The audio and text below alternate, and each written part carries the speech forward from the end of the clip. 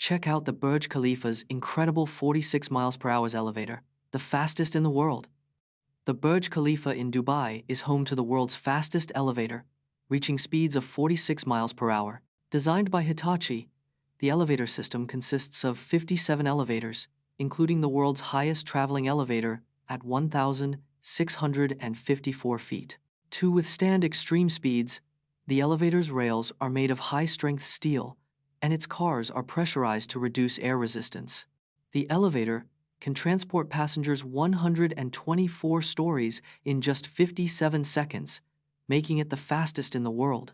The elevator's advanced control system ensures a smooth ride, accelerating and decelerating at a rate of 1.2 meters per second squared. The Burj Khalifa's record-breaking elevator has set a new standard for high-speed vertical. Learn about Diego Garcia, a small island in the Indian Ocean that's home to a secretive UK-US military base, and discover its strategic importance and controversial history.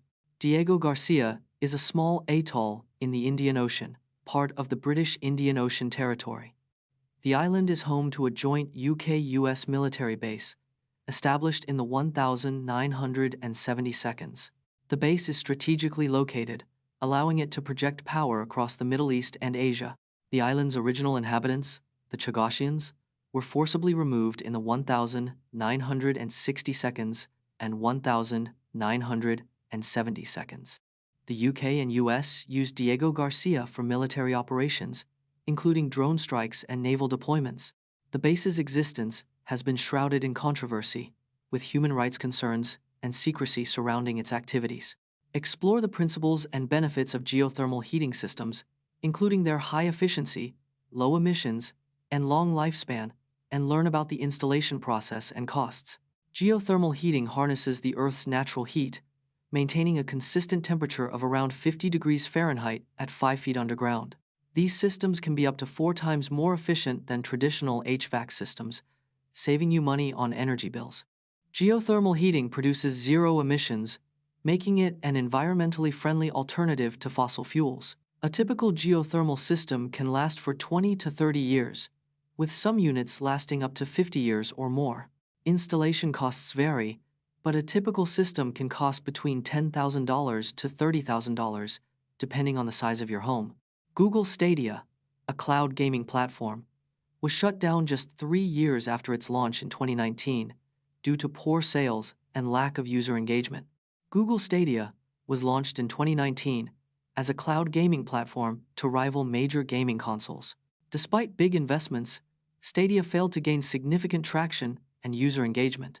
Poor internet connectivity and latency issues plagued Stadia, affecting gaming experience. Stadia's game library was limited, and many exclusive titles underperformed. Google shut down Stadia in 2023, just 3 years after its launch, due to poor sales. Google refunded all Stadia hardware and game purchases, a rare move for a failed product. From faulty airbags to faulty transmissions, will count down the most significant car recalls of the 21st century. Since 2000, over 200 million vehicles have been recalled in the United States alone. The most common reason for recalls is faulty airbags, accounting for 40% of all recalls. In 2014, General Motors recalled 30 million vehicles worldwide due to a faulty ignition switch. The largest recall in history is Takata's 2015 recall of 100 million airbag inflators. Recalls have cost the automotive industry over $120 billion in the 21st century. On average, 1 in 5 vehicles on the road today has an open recall, putting drivers at risk. Dive into the tragic last phone calls of divers, including the poignant conversation between diver David Shaw and his wife before his fatal dive in the Boesmansgat Cave in 2005. The Boesmansgat Cave in South Africa is one of the deepest freshwater caves in the world. In 2005, diver David Shaw attempted to recover the body of a deceased diver in the cave. Before his fatal dive, Shaw had a poignant phone call with his wife, Sandy. During the call, Shaw expressed his concerns and love for his wife and family. Tragically, Shaw's dive ended in disaster, and he never resurfaced from the cave. The incident was recorded on camera, leaving a haunting legacy in the diving community. Learn about the first atomic clock, built by Isidore Rabi and his team in 1949, and discover how it paved the way for modern timekeeping. The world's first atomic clock was built in 1949 by Isidore Rabi and his team at Columbia University. This pioneering clock used the vibrations of ammonia molecules to regulate its timekeeping. The atomic clock's accuracy was unprecedented, losing only 1 second over 30,000 years. Rabi's invention led to the redefinition of the second in 1967 based on atomic vibrations. The first atomic clock paved the way for modern timekeeping, including GPS technology and internet synchronization. Today, atomic clocks are used in scientific research, telecommunications, and even space exploration. Apple introduced 3D Touch in 2015, but it failed to gain traction and was eventually phased out.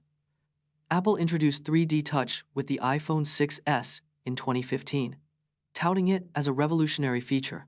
Only 15% of iPhone users actually used 3D Touch regularly, leading to its decline. The feature was often confusing, with many users unsure how to use it or what it did. 3D Touch required specific hardware, making it incompatible with older iPhone models. Android manufacturers failed to adopt similar technology, making 3D Touch a proprietary Apple feature.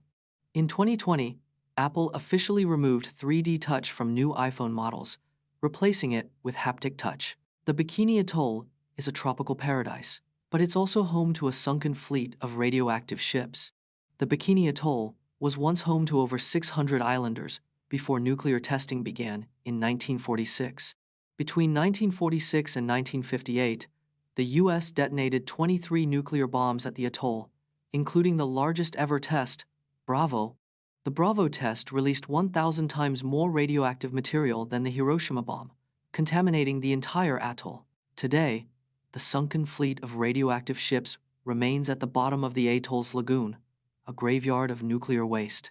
Despite the radiation, the atoll's coral reefs have adapted, with some species even thriving in the contaminated environment. However, the radiation still poses a significant threat to humans, making it unsafe for the islanders to learn about the remarkable achievements of athletes like Hiroshi Hoketsu, who competed in dressage at the 2008 Beijing Olympics at 71 years old, and more record-breaking Olympians. The oldest Olympic competitor on record is Sweden's Oskar Swan, who shot in the 1920 Antwerp Olympics at 72 years old. Hiroshi Hoketsu became the oldest Olympian to compete in dressage at the 2008 Beijing Olympics, aged 71. Dara Torres is the oldest Olympic medalist in swimming, winning 3 silver medals at the 2008 Beijing Olympics at 41. The oldest Olympic gold medalist is Sweden's Oskar Swan, who won the 4x100m running deer single-shot team event in 1920. Swedish shooter Agnes Coletti won her first Olympic medal at 31 and her last at 42, a 12-year span.